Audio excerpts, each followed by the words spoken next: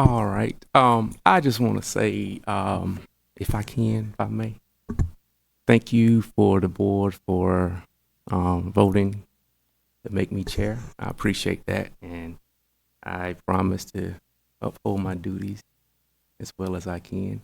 I'm not here to say that I know everything about the duties of being a chair, but I don't know anybody that does. So if they tell you they know everything, I believe you're talking to a fool. So I'm not here to say I know everything about it. I'm still learning. So I ask that we all ask as many questions as possible so we can learn. I know we have a new member here, so ask as many questions as you can think of.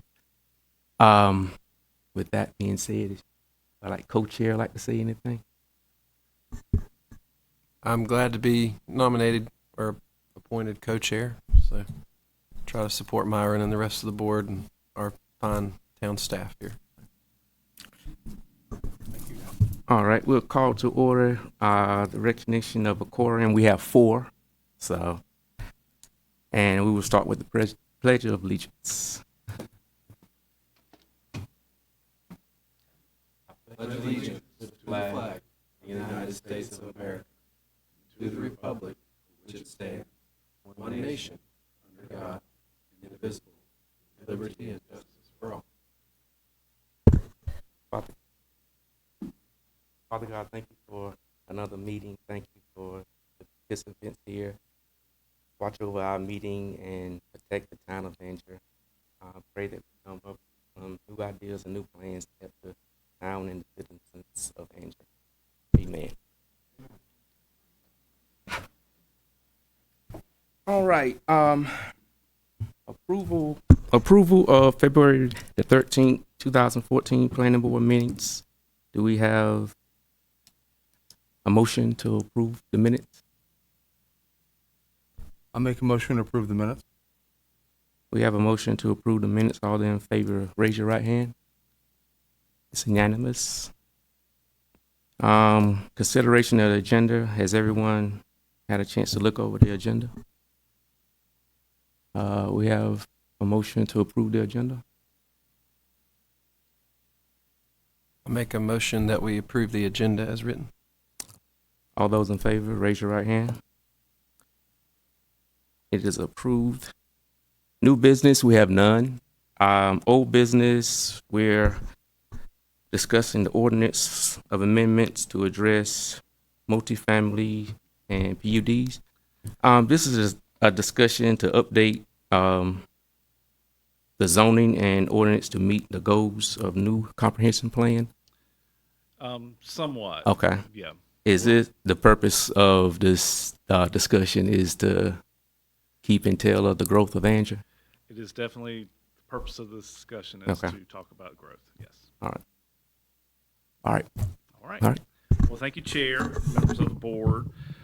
Tonight we do have a couple of ordinance amendment to address specifically multifamily, which is condos, apartments, townhomes. Those are considered multifamily in our zoning ordinance, and plan unit developments. This discussion sort of started back in January with the town board. The town board had asked staff to put together a presentation on residential development in the near past. So we went back to 2020 and brought forth all the development that's occurred since 2020 to today. We went through the lot counts that we have, how many lots are still remaining, and then specifically we talked a little bit about how those projects came about and how the process to allow for some of those developments came about.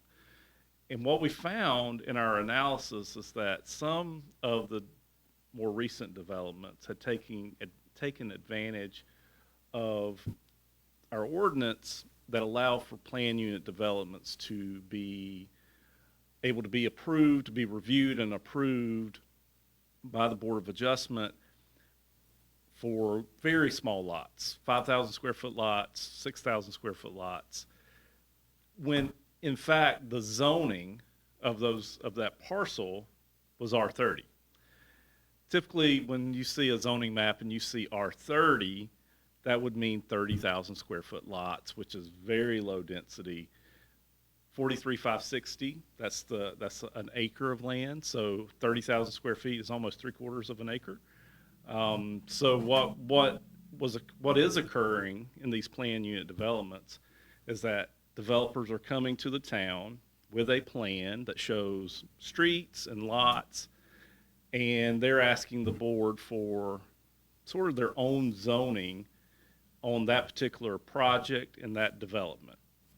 And what the process is to go through staff review, which consists of TRC, myself, Public Works, Engineering, Fire Department, Fire Marshal, E911, NCDOT if they need to be involved, any other agencies that need to be involved during that initial process. We review those plans, and then those plans get to a point where they come to the Board of Adjustment. They don't come to the Planning Board. They only go to Board of Adjustment. They don't go to Town Board. However, the Board of Adjustment is our town board. That's a little unique to Anger. So to have these projects approved is the Board of Adjustment.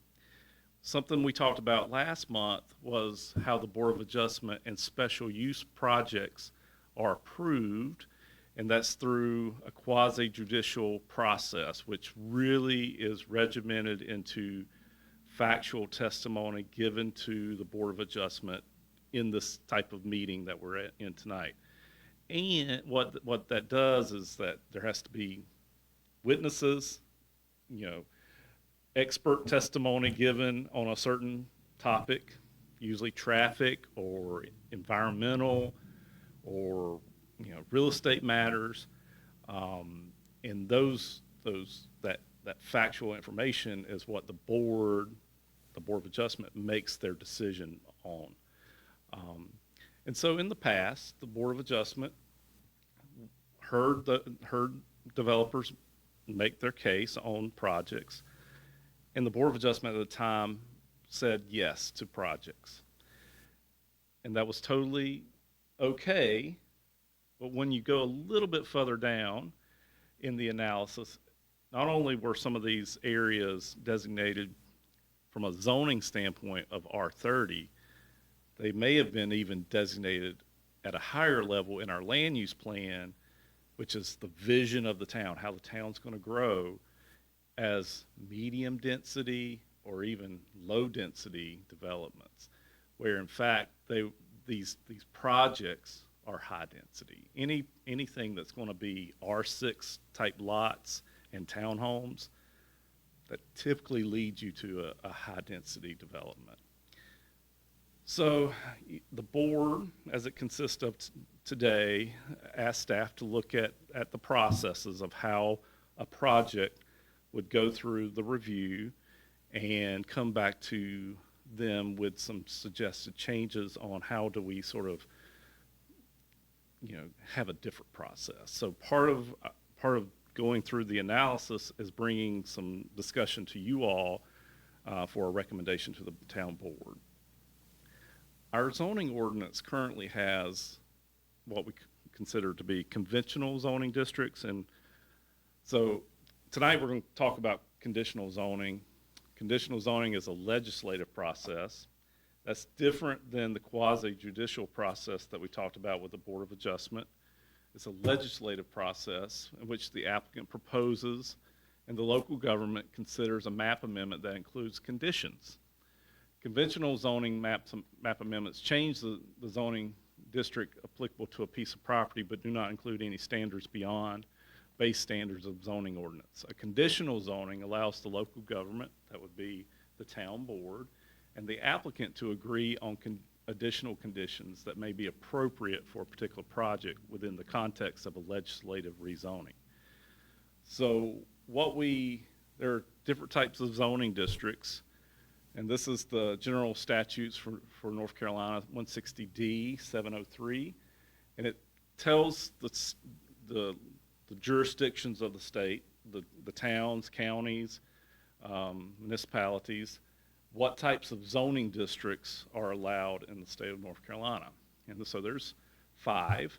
And typically what a jurisdiction will have is the first 2.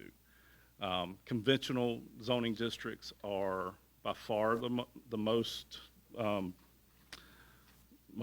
what most people have, most towns, and that's, the town is divided up in conventional districts in which a variety of uses are either allowed by right, permitted uses, or they're allowed with a special use permit. Today, if you look at our zoning ordinance and our table of uses, you would only find conventional districts listed in our table of uses. So if you go through the table and it says a P or an S, P would be permitted, S would be by a special use permit.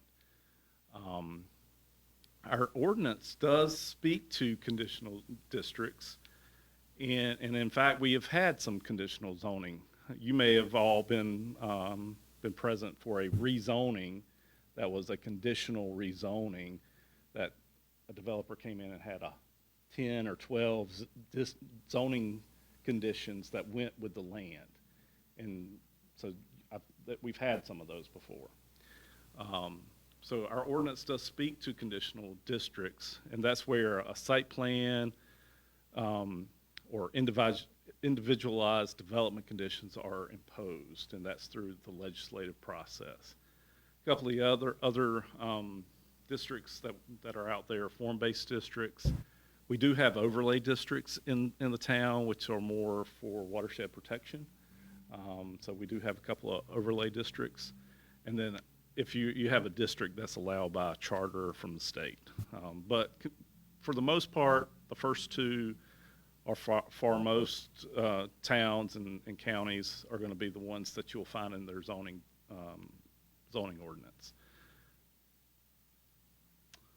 What we would like to do is take a look at our table of uses and to sort of go through, specifically with multifamily and PUDs at the moment, and change the process of how those developments are reviewed and approved by the town. So as I mentioned, a PUD is only reviewed by staff and the Board of Adjustment. And that quasi-judicial process is very regimented, and if the applicant meets the criteria in the ordinance, the town is more than likely supposed to approve that project. When you have rezonings from a legislative process, you all will be involved as the planning board, staff will be involved, the community at large can be involved. So when you go to a legislative process, it opens up more discussion on the impact of that project on not only the surrounding community, but the town from a larger standpoint.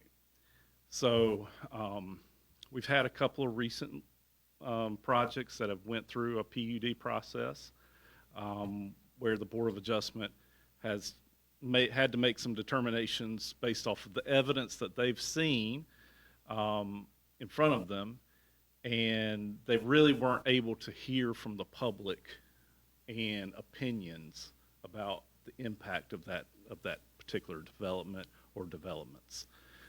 So the town board wishes to sort of open up the discussion on these larger projects, more impactful projects, to the public, to you all as planning board members who advise the town board on projects.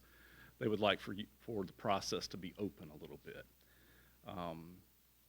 So tonight, what we would like to do is talk a little bit about changing the ordinance, and what we can. In your packet, I included a white paper from the School of Government on conditional zoning, and in that paper, there was a couple of 3 different jurisdictions that were cited as examples, one being Lillington, one being Mint Hill. And Mint Hill really spoke to me a little bit because their zoning ordinance is almost exactly like our zoning ordinance. I believe they may have been written by the same people. So I wanted to show you Mint Hills zoning ordinance, and specifically how they, in the preference to the table of uses, they go through and they say, okay, to the reader, this is what you're going to see. You're going to see BR, that's by right. You're going to see SR, that's a special use permit. You're going to see CZ group, and those are ones that are conditional zoning. So in the beginning part of the table, it kind of tells you what you're going to see in that table. If you look at a sheet from their table, you will see that they have a lot of conditional zoning uses through here. This just happens to be automotive. They classify their uses into categories like automotive and residential and office and commercial. So automotive, and these are the types of uses that they contemplate in their zoning ordinance. An automobile shop in this particular zoning district, and I'm sorry I don't have the district itself, but what you'll see is that it is allowed in a particular zoning district, could be commercial, but it's only allowed by a conditional zoning permit. And you'll see car washes are a special use permit in some zoning districts, but then others, they're conditional zoning. And then you'll see parking garages are by right in some zoning districts. And then they're a special use permit in another district, but then they're only a conditional use permit or use rezoning if it's over 25,000 square feet. So what you can see here is that they contemplate by right, special use, and conditional zoning in their table of uses. And what we see currently is Ps and S's. Ps being permitted, and permitted, it could be permitted like a manufactured home on an individual lot. This would be R30. I know our zoning ordinance and I know what these columns are. So this is R30. And what you have to do is you have to continue all the way over, and then you find special regulations. So you can have a manufactured home in R30, and there's going to be special regulations. It doesn't mean a special use. It just means that when you put a manufactured home on your property in R30, the town's going to want you to underpin it with masonry. You're going to have a porch. Those are the things that you have to do, are special regulations. So the town contemplates manufactured housing in R30, but if you're going to do it, you have to do certain things that the town wants. What we currently have is multifamily, and that's a category. Multifamily apartments, multifamily residential condominiums, multifamily townhomes. And you can see most of these are all permitted by right. But then you go to the 4-10, the special regulations, and what that special regulation tells the reader is that any project that has 20 or more units has to have a special use process. So it's by right if they want to do 19 or less, but if they want to do 20 or more, they've got to go to the Board of Adjustment. So that's sort of a little problematic for the town board and why we're here tonight. So that's the multifamily section. And then here's the plan development section here. And you can see that they're all, for the most part, special use permits. And then there's a corresponding special regulation, 411.4, that corresponds to the special use permit. What staff is proposing for you all to consider tonight is that we remove the permitted by right apartments and condominiums and townhomes, and we move those to only being allowed in a conditional zoning process. So a developer could come in and want to do a 200 home garden apartment complex in Anger. And one day that will be the case.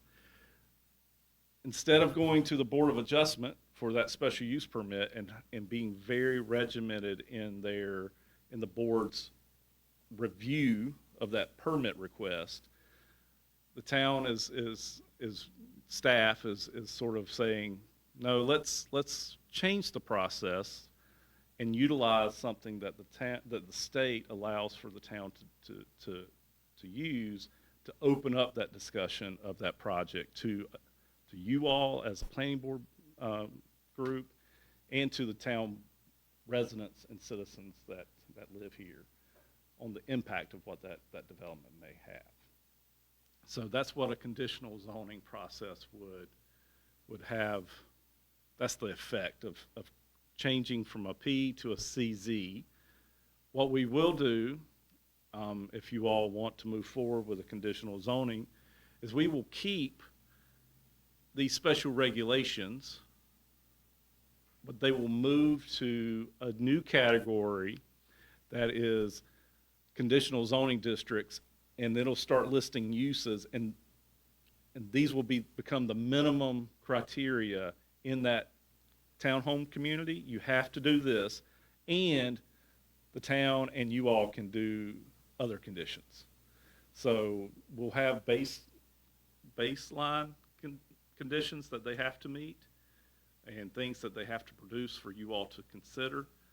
But during the process of review of this project with staff and other departments, you all as a planning board, and ultimately as the town board, there can be a negotiation on things. So, you know, if the traffic analysis comes back and says, well, it really doesn't warrant a left turn lane, but it's only off by 5 cars or something like that, the town board can say, we'd really like for you to do that left turn lane into the project, or a right turn lane.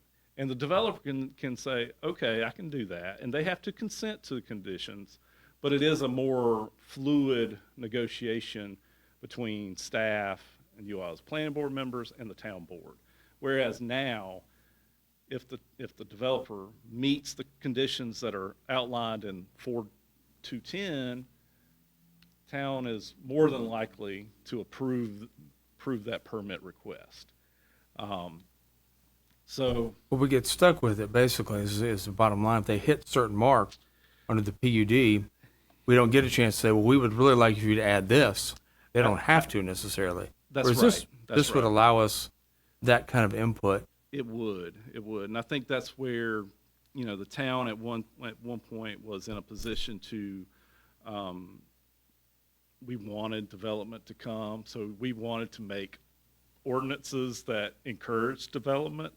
Well, development's here, and it's not stopping, and so we would like to sort of flip the approval process to be more community friendly and less developer friendly.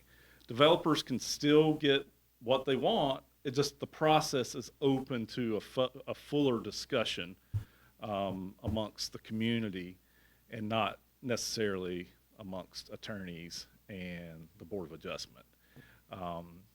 So that's what the desire and the hope and what the town board is looking for ordinance amendments. At one time, I thought that we might have to change, like add a new zoning district. And I think some earlier memos to you all sort of indicated that we were going in that path. But what I've read and tried to read up on all this, and you know, School of Government helped, is that we do have the ability to have conditional zoning districts, and we in fact already do in town, and we have the ability to create uses that can only occur in conditional zoning districts, much like Mint Hill ordinance shows. So I think it'll be a win for the community, a win for a fuller discussion on projects, and you know, I think that's where the board's looking to go. Yeah, I don't know. I know a while ago, it had came up to the town about certain apartments and townhomes to have driveways, or different driveways, or multiple driveways for, well, if it's like a 3-bedroom home, to have, I think it was 2 driveways, or a driveway and a half, or 2 driveways and a half. There or- may have been a discussion at some point about driveways. I know recently we've had a discussion about the number of parking spaces. Parking spaces. And there was an ordinance amendment that we looked at in the fall of last year, and the board did amend the ordinance for parking to essentially 1 parking space per bedroom, plus 1 additional one for a unit if it's in a townhome or an apartment complex. So Myron, you're right. We did look at that. Yeah, I just didn't know if it had passed. It did No. pass. Okay. Yeah, there was it didn't quite pass how we had recommended to the town board, but there was an amendment that did pass. Okay. So, we could go back and a point of sort of an example. Let's say our original ordinance amendment was 2 parking spaces plus 10% for the project. The town board could say to a developer, I see that's the requirement under a conditional zone. I see that's the requirement, but I know that part of town, and I know there's a lot of people, or I know the clientele you're reaching for, and I know that's going to be, there's going to be a lot of cars there. We'd like for you to do 2 parking spaces plus 20%. That's the type of negotiation, because you'll get community input and the board will be informed as to, oh, well, we don't really want to do what's the base in this particular place in town. We need to do the base plus another 10% or whatever comes up in the community discussion. So that's a good example of where the negotiation can happen between the developer and the town. And that negotiation may start as early as they start meeting with me months before it gets to you all. Part of my process is sort of to have an ear and eyes to the board and to you all and to the community. I may have a different recommendation in a different part of town for a developer. Oh, I know there's a flood issue in that part of town. We're going to have to beef up the environmental, stormwater or something. So I would tell somebody that in the beginning and not necessarily get it to you all and then them not know. So that negotiation part of the conditional zoning starts early on, especially when staff knows if there's a particular issue that's going to come up during the community process. So part of what I know tonight we're talking about multifamily and PUDs, and part of my memo to you all was to take a look at the entire table of uses, and we don't necessarily have to go through all of them tonight, but at some point I could see the town board saying to you all and to staff, we like this conditional zoning. Are there other uses that are better suited for a fuller discussion with the community, and especially that neighboring community around where that might be proposed? So we don't have to go through that exercise tonight, but I can just foresee that happening in the future. We've talked about an asphalt plant that was proposed. It was a special use permit. That could have been proposed under conditional zoning district, and the discussion would have been different. A community discussion would have been different. There wouldn't have necessarily been so regimented in testimony. The board could have said no easier to that, and no easier to things that the community doesn't want, or negotiate it to a point where it's good for the developer and the community. So these tables are proposals of What you have in your packet is the actual table of uses. I gave you the whole table. Okay. What's on the screen are those sheets that would change, specifically addressing multifamily and PUDs. Well, I just follow up on Myron's question. I was wondering too, like, at some point you may have a proposal of a town ordinance change that you'd want us to approve and recommend to the town board, Yeah, but not necessarily tonight. I just didn't know Well, how far you wanted. I think the board is specifically for the multifamily and the PUDs, the board is looking to sort of move that one along. And if you all are comfortable enough with the changes that are on the screen, sort of the strike through of the P, moving it to a conditional zoning district, that's something you all could recommend to the board tonight. Well, it allows us to kind of tap the brakes on some of the growth without necessarily just undercutting it. And I do like that. We've had a lot of these. Those of us have been on the board. Monte's new to this, but a lot of developers do come here and do negotiate a little bit with us if they don't have a process that allows them to go to the Board of Adjustment. So what you're going to do is just take more of these projects and bring them here theoretically to have that kind of thing. Like, we're going to do these turn lanes, even though we don't have to.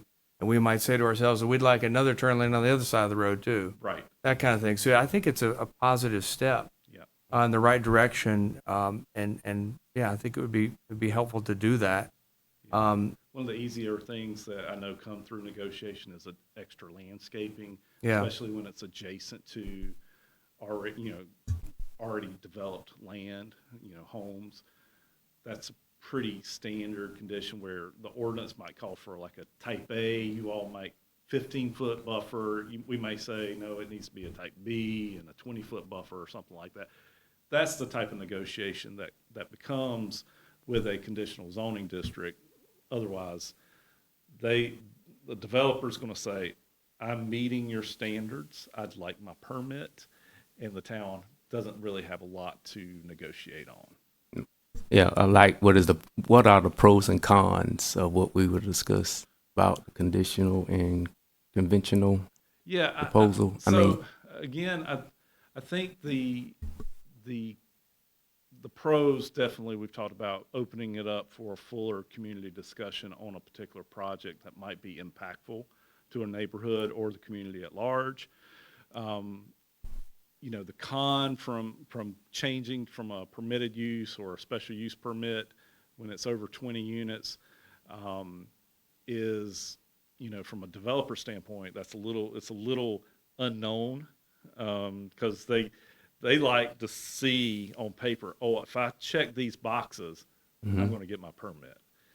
And so I never really want to say that there's no con from a town perspective. It's just not one that I've identified at the moment. There may be, and something that I'm just not thinking of that will come up during this process with the town board.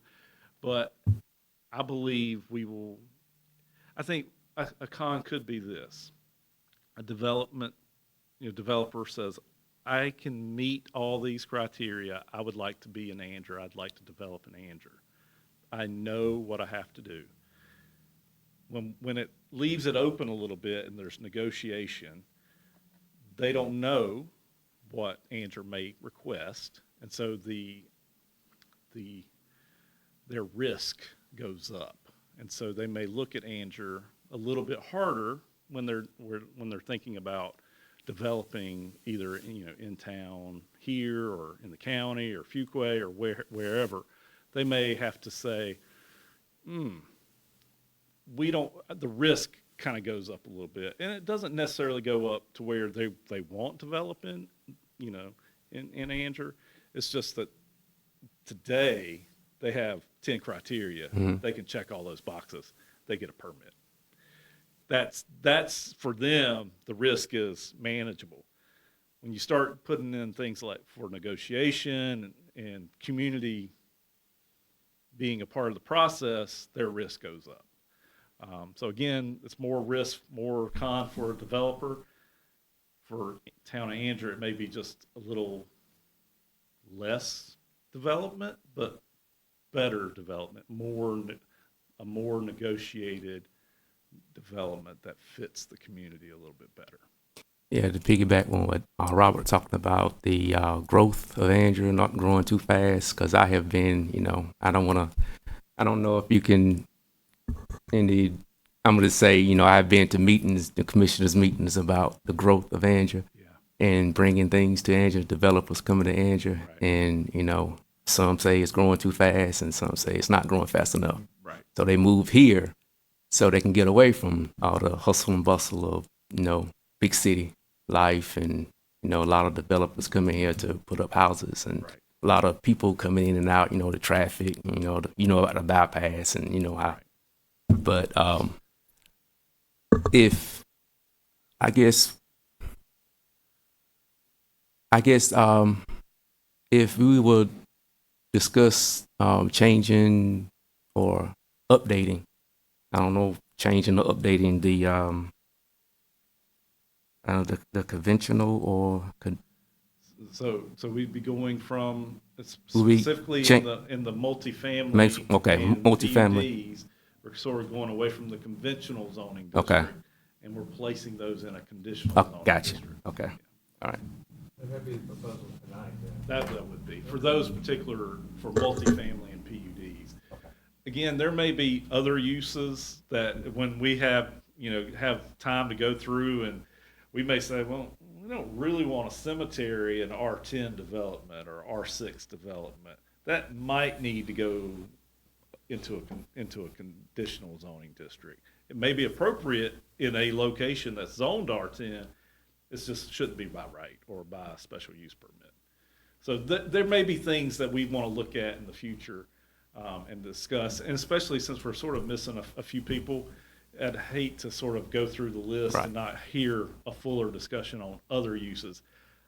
I feel like we've talked about multifamily and PUDs a couple of months now, and the town board is looking for us to move something forward. So, Well, the PUDs are the ones that can come with a huge development without a lot of input that we'd like to Absolutely. set the conditions on. So Absolutely. It makes sense if you address that, you're at least heading off the main sort of wild kind of growth it might, you may or may not want. Absolutely. So, But you could, in the multifamily, apartments and townhomes and condominiums, if those ever come back, you could have a very impactful development of just townhomes or just apartments that could be proposed close to a neighborhood that, for all intents and purposes, is a single-family, medium-density neighborhood, and then you've got, a 200-300 unit apartment complex coming right next door to them, and they would have to only meet a very, handful of standards, and the board, is sort of compelled to give them that permit. This just opens it up to hearing from that community that's being impacted, hearing from the town at large, involving you all, and involving the developer in that project, and the developer saying, this is my project, it's going to be good for Andrew, I'm here to work with you all to make this the best that it can be. I'm curious to know whether or not you think this will be a deterrent for developers in Well, general. I talked a little bit about the risk, and so it may be a deterrent initially for developers, because today they can look at the book, the zoning ordinance, and they can see, I want to do townhomes, I only have to meet these 10 criteria. If I meet those, the board should give me a permit. When we have those 10 criteria, plus we open it up for negotiation and community input, their risk goes up. So they have to sort of contemplate, whether they want to move forward with that project, knowing that there's a little bit more risk. What it'll end up doing is bringing, if the developer truly wants to be an Andrew and wants to develop on that piece of property, they will figure it out. They'll negotiate with the town. They'll make their development work for the town. And So you believe on the other side, it'll just kind of bring more quality than anything else, and that's what will make this matter. I think it'll bring more quality, and I think what it will do is just involve the community to a point where the community understands this is happening.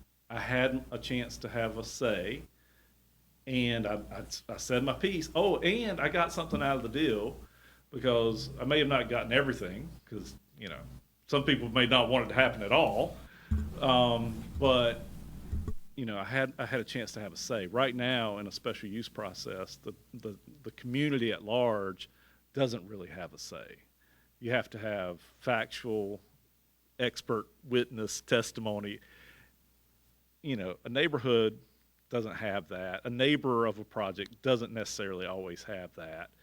It would take, you know, resources and time and effort to hire your own engineer to sort of go against the developer's engineers, expert testimony, or, you know, their real estate people to go against. You'd have to hire your own real estate people to sort of, you know, counter what they're saying.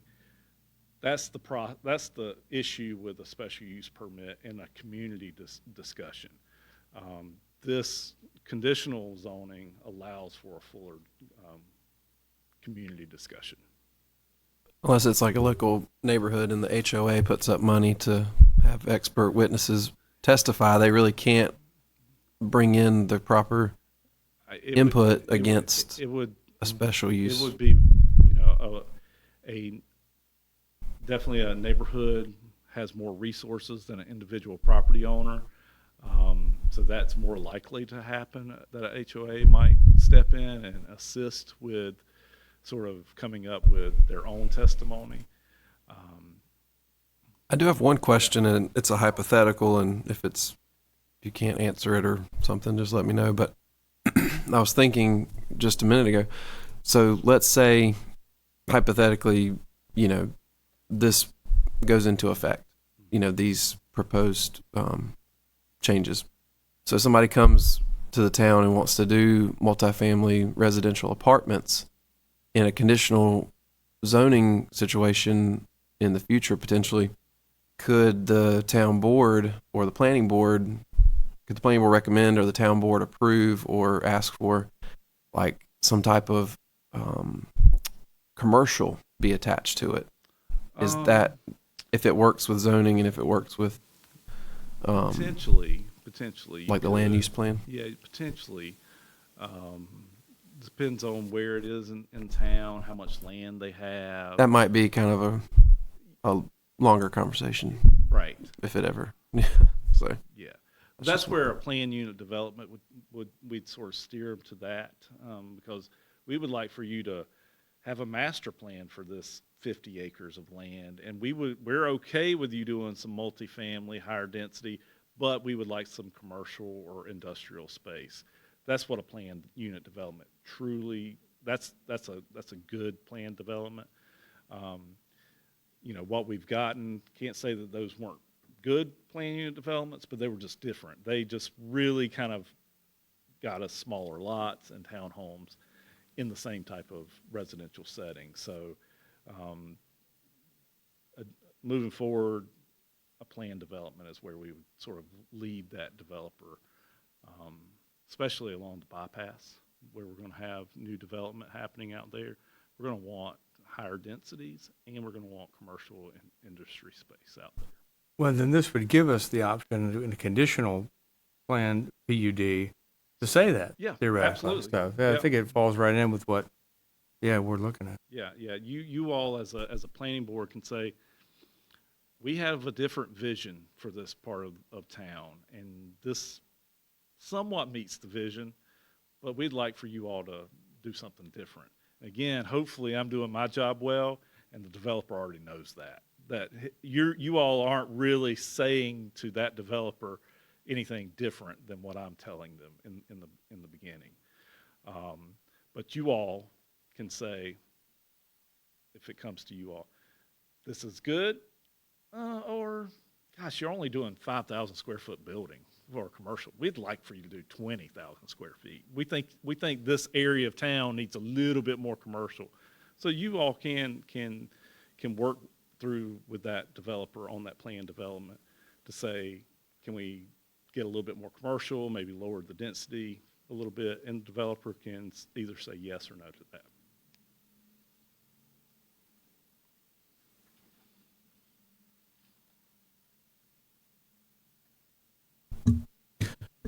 So we're we're voting on just, You would ask for a motion Okay, to move forward with the multifamily and the PUDs to be converted to conditional zoning districts.